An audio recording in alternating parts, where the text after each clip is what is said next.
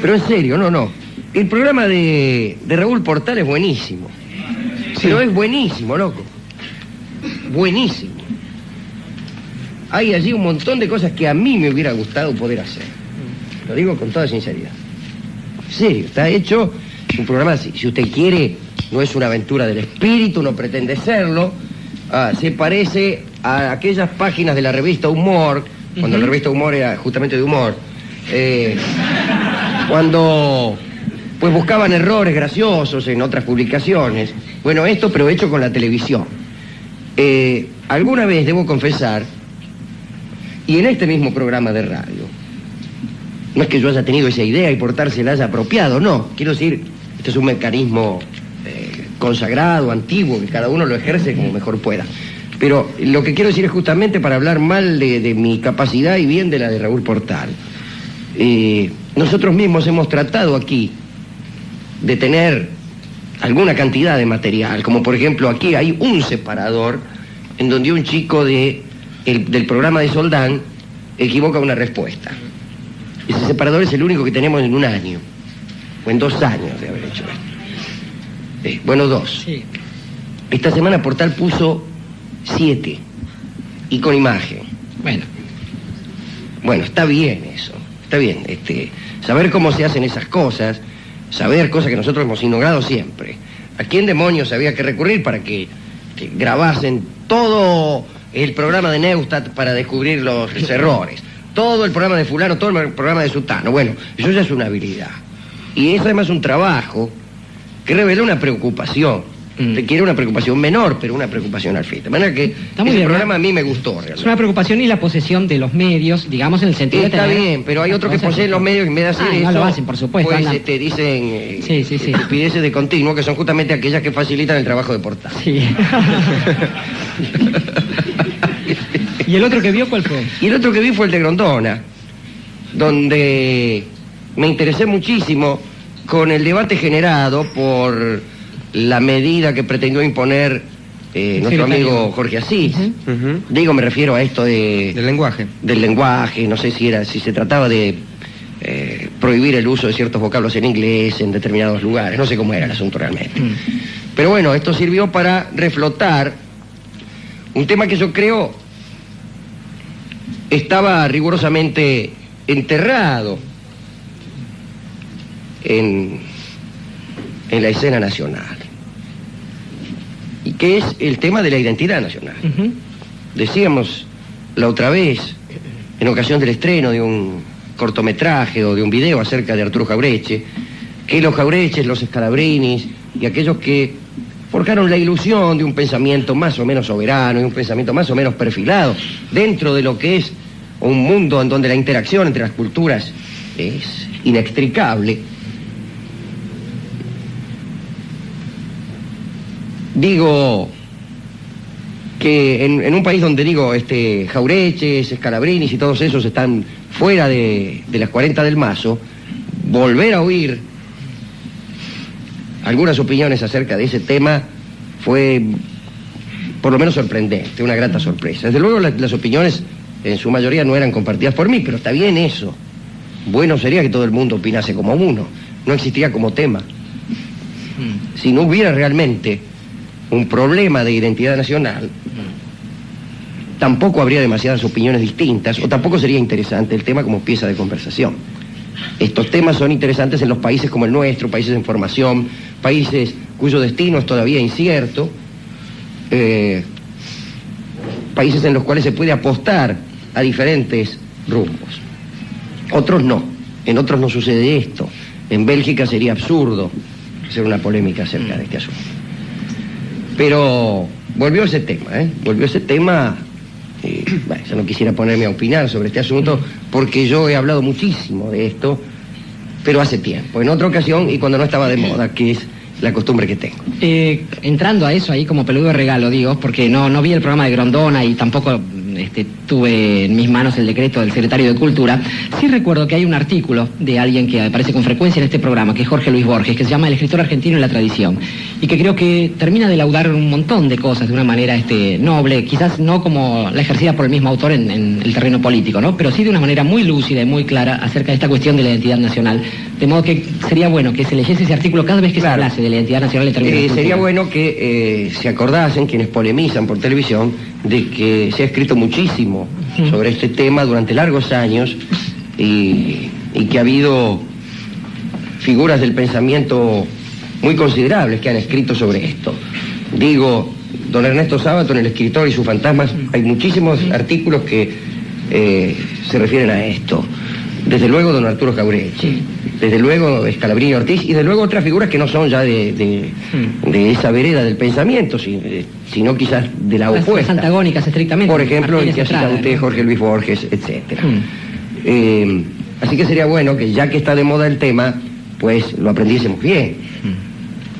No empezáramos a decir lo primero que se nos pone en la boca. Pero bueno, es un tema complejo.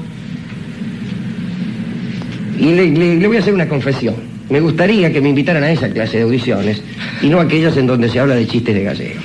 Bueno, no porque yo tenga nada que decir, sino porque por ahí podría poner algunas caras. Me interesa más, sí. Porque me interesa más pelearme con uno por eso y no dejarme matar por si está bien o mal escrito el libro de los chistes de gallego. Bueno, auspícienme. Justamente a Jorge Luis Borges, que es el inspirador de este tema de hoy, que se relaciona con otro que fue expuesto en el Sindicato de Gastronómicos hace algunas semanas atrás, donde hablábamos de libros, de lo arduo que fue siempre leer y de cómo las personas prefieren haber leído al esfuerzo de leer. Hablábamos también de aquel invento no deseado de las pastillas que ingeridas nos proporcionaban el mismo saber que un libro después de recorrido. Bien, pero allí tocamos lateralmente un tema que era la sacralización del libro, el culto de los libros. Y vamos a ver si es que hablamos un poco de ello. En el 8º libro de la Odisea, se puede adquirir en todas las buenas librerías, se lee, y lo hemos dicho mucho aquí, que los dioses tejen desdichas para que a las futuras generaciones no les falte algo que cantar.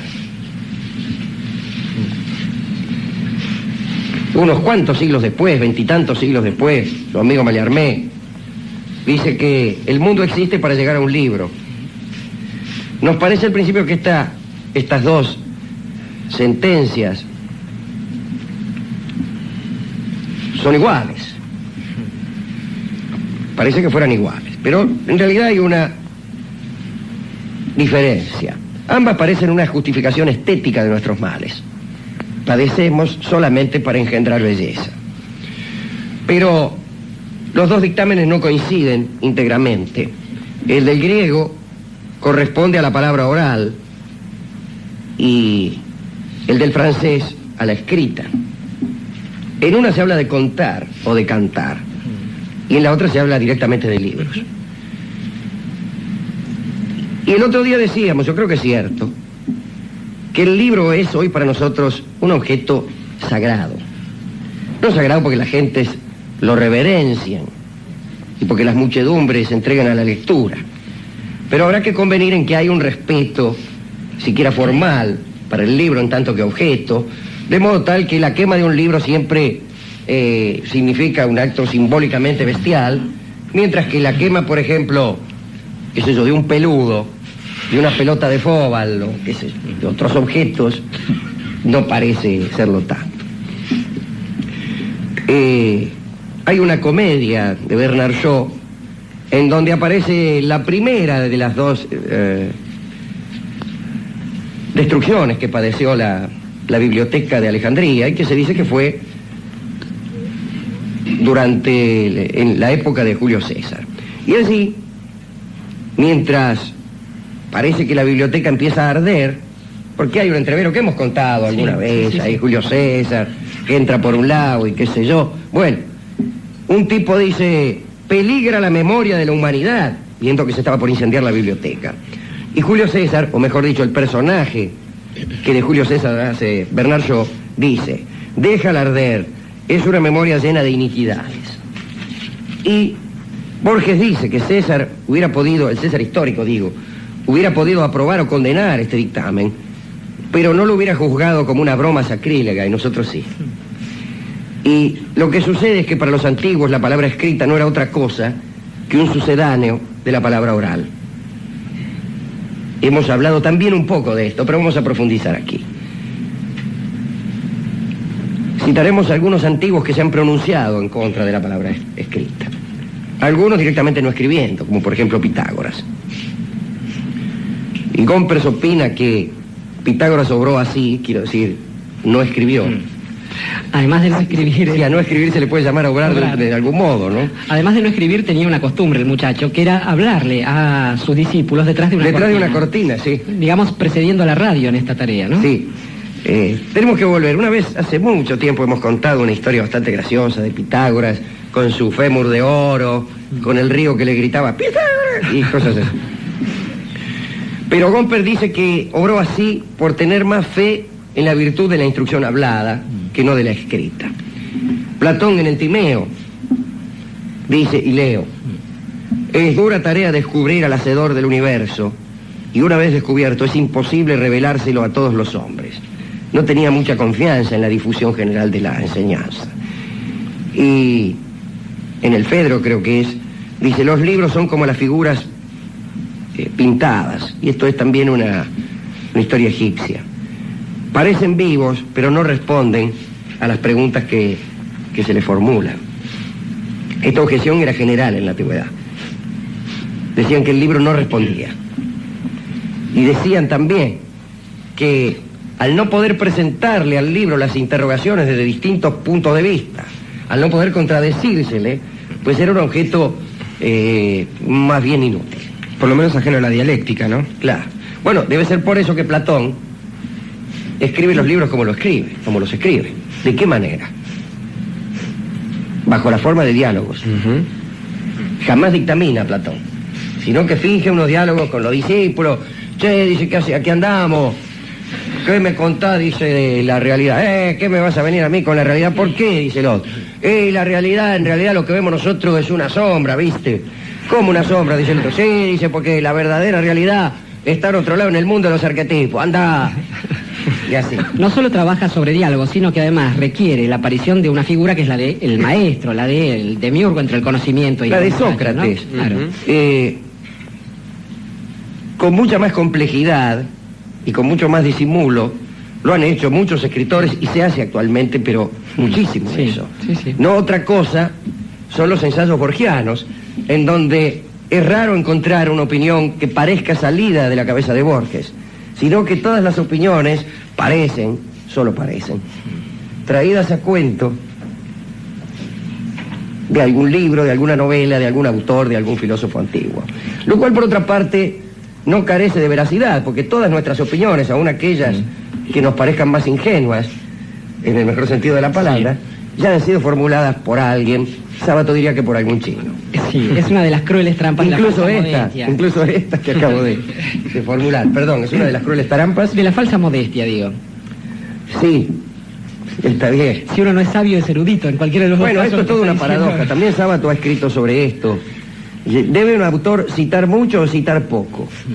Si cita mucho, parece alardear de erudición. Y si poco citare, se lo acusará de soberbia. Sí, de no querer compartir la visión del universo con nadie. Sí, o de choreo, sencillamente, ¿no? Sí. Sí, estar usando... No, déjela nomás, déjela, porque yo veo menos que... Bueno.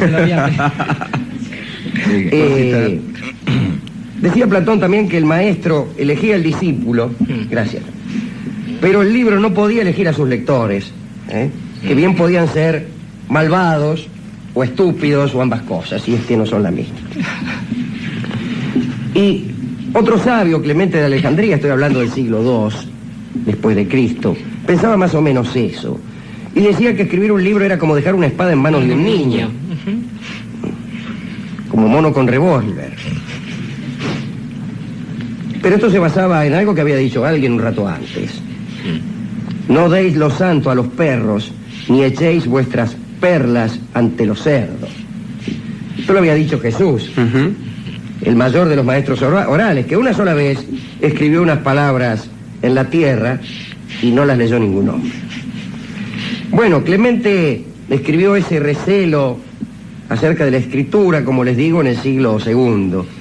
Pero es a partir del siglo IV, en donde empieza un largo proceso mental que a la vuelta de muchas generaciones culminaría en el predominio de la palabra escrita sobre la palabra hablada. Y pidiéndole perdón a ustedes por repetir una anécdota muy citada en este programa, hay que decir que un escritor tuvo la fortuna de fijar casi el instante preciso en que tuvo principio este proceso mental tan vasto. Y estas son las confesiones de San Agustín, allá en el 384. Mejor dicho, las escribió después, pero esta historia que él cuenta sucedió en el 384, cuando él era discípulo de San Ambrosio, y lo vio por casualidad leer en silencio. Hasta ese momento todo el mundo leía en voz alta, como hemos contado muchas veces. Se ha dicho que tal vez era porque no existían los signos de puntuación, etcétera. Incluso el propio San Agustín, al contar este episodio, su maestro San Ambrosio de Milán, dice que era probable que el maestro lo hiciera para preservar su voz, que se le tomaba con frecuencia. Pero en realidad yo creo, o han creído los hombres sabios, que aquel hombre pasaba directamente del signo de escritura a la intuición, omitiendo lo que podríamos llamar, o que los lingüistas llamarían, el signo sonoro. Y este extraño arte que iniciaba Ambrosio, el arte de leer en voz baja o leer en silencio, conduciría a consecuencias maravillosas, porque al concepto del libro como instrumento para recordar la palabra que bien puede olvidarse, lo reemplaza el concepto del libro como fin. Yo creo que Agustín inaugura una nueva manera de pensar un libro. No es que sea nada más que omitir la palabra hablada. No, saltea una etapa mental, acostumbra la mente a una tarea para la cual no estaba adiestrada hasta ese momento. Y es por eso que se leía en voz alta. A nadie se le había ocurrido que se podía pasar desde el signo visual hasta la mente, directamente sin pasar por el sonido. Para todos la palabra escrita era el reemplazo de la palabra hablada. Y entonces traducías así: palabra escrita, palabra hablada, y te escuchabas. Alguien descubrió que no, que podía pasar directamente del signo a la idea, sin hacerse la ilusión del sonido. Cuando leemos, no estamos escuchando las palabras, estamos pasando desde el símbolo visual hasta el concepto. Bien, el otro día hablábamos también de lo caros que eran los libros, y entre estos dos conceptos, o esta multiplicidad de conceptos, si ustedes quieren, el libro caro y difícil de escribir y de leer, el libro como portador de conocimiento, y finalmente, a partir de San Agustín y de quienes empezaron a leer en silencio, el libro que ya no era solamente un reemplazo de la palabra oral, era algo diferente a la palabra oral, y mejor y más sagrado, porque era incorruptible. Hablemos ahora de los libros sagrados que consagran algunas religiones.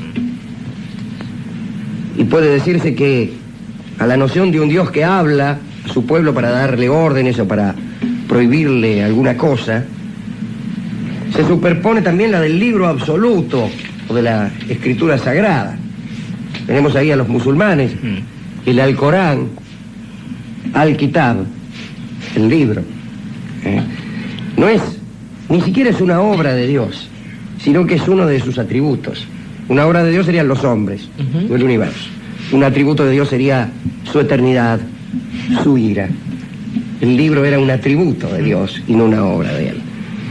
Y por ahí se lee que el texto original, la madre del libro, está depositado en el cielo. En la Biblia también es algo así. Pero creo que han ido más allá todavía. Porque ahí se dice, y Dios dijo sea la luz, y la luz fue. Y aparecieron los cabalistas, mucho más adelante. Y razonaron que la virtud de esa orden de Dios procedió de las letras de las palabras. Ahí tienen el Sefer Yetzirah, el libro de la formación del siglo VI. Y ahí revela que Dios creó el mundo con los números del 1 al 10 y con las 22 letras, no sin recordar que en el hebreo las letras también eran números. Pero ahí podemos enterarnos, por ejemplo, qué letra influye sobre el aire, sobre el fuego, sobre el agua, pero también sobre el sueño, sobre la gracia, sobre la cólera. Nos enteramos que 22 son las letras fundamentales, que Dios las dibujó, las grabó, las combinó, las pesó, las permutó, dirían ellos. Y con ellas produjo todo lo que es y todo lo que será. Y se nos informa, pero minuciosamente, qué poder tenía cada letra. Y así, por ejemplo, nos enteramos que la Kaf, que la Kaf es una letra que sirvió para crear el sol, el mundo, el día miércoles y la oreja izquierda del cuerpo humano. Bueno, que los números son instrumentos de la creación ya es cosa que había pensado Pitágoras, ¿cierto? Que las letras lo sean, diría yo que ya es el nuevo culto de la escritura. Pero los cristianos posteriores tuvieron un pensamiento todavía más complejo. Algunos decían que la divinidad no había escrito un libro sino dos. Francis Bacon, allá en el siglo XVII, declaró más o menos eso. Decía que estos dos libros eran las escrituras por un lado y el universo por otro, y que el segundo era la llave del primero. Y nuestro amigo Thomas Browne, que dijo que todas las cosas son artificiales porque la naturaleza es el arte de Dios. Es decir, todo lo creado es una escritura, una pintura, una obra artística de Dios. Pero esto siguió más allá todavía y llegamos a otro amigo de este programa, a Carlyle, que dijo que la historia es una escritura que vamos descifrando y escribiendo al mismo tiempo. Todo lo que sucede es un libro, la misma historia con que empezamos, pero ya más compleja y más terrible. Y llegamos a Leon Bloy, que es el último que tengo, que dice que somos versículos, o tal vez palabras, o tal vez apenas letras, de un libro mágico, y ese libro incesante es la única cosa que existe en el mundo. Mejor dicho, es el mundo. ¿Les gustó esto? Sí, me gustó mucho, mucho. Discúlpenme ustedes por haber traído estos temas pertenecientes al saber popular a un programa de humor. Pero qué ideas tan interesantes, caramba, Dios mío. Además, qué posibilidad magnífica, finalmente, de las pocas que hay para encontrarle un sentido a este circular por estos pagos, ¿no? Sí, porque comienza con algo más bien melancólico. A saber que no somos más, que nuestras peores desdichas no son más que capítulos de un libro que las generaciones posteriores usarán para divertirse. Pero finalmente termina con una verdad muy consoladora, o con un dictamen muy consolador. No sé si verdadero. Si es que verdaderamente hay alguien que escribe un libro y que nuestras vidas son versículos de ese libro, y que ese libro es el universo. Eso significa ni más ni menos que el universo tiene un sentido y que nosotros somos parte, siquiera infinitesimal, de ese sentido. Y ese es uno de los pensamientos más consoladores que he tenido en los últimos días. ¿A quién dedicar, pues, esta recorrida por estas ideas ajenas? Yo creo, Alejandro, que hay dos actividades que se merecen el comienzo de esta dedicatoria. Esas actividades son la poesía y la magia, aquellas aquellas acciones, aquellos trabajos donde el poder de la palabra tiene un efecto tan directo sobre las cosas que no se puede dudar acerca de estos postulados que usted sostenía. Pensaba en ese amigo citado aquí, el muchacho de la parte de Palermo, que también supo escribir, si como el griego afirma en el Cratilo, el nombre es arquetipo de la cosa, en el nombre de rosa está la rosa y todo el Nilo en la palabra Nilo. Pensaba también en él como dedicando de esto. Y pensaba después también en una cosa más cercana, quizás parecería un poco más banal. Quiero decir, en aquel cruce de ideas que funda una sociedad. Yo creo, junto con algún amigo español, un tal Sabater, que no hacen falta dos personas para pelearse. Creo que hace falta una. Y esa persona que hace falta para generar una disputa, para generar la violencia, para generar la irracionalidad, para generar el mal finalmente, desde la estupidez o desde la maldad misma, es aquella persona que se niega a hablar, que se niega también a leer, que se niega a pensar. El único instrumento de todo esto es, una vez más, el libro. Y pienso que lo único que me gusta, sin palabras, es, por ejemplo, algo que, llamándose sin palabras, sea una obra de arte, por ejemplo, es decir, otra palabra. Y algo que se llama sin palabras, pero que justamente está estructurado con palabras, es el tango, cuyo nombre es Sin Palabras, y que para todos los proveedores de ideas de este programa, toca Mariano Mores.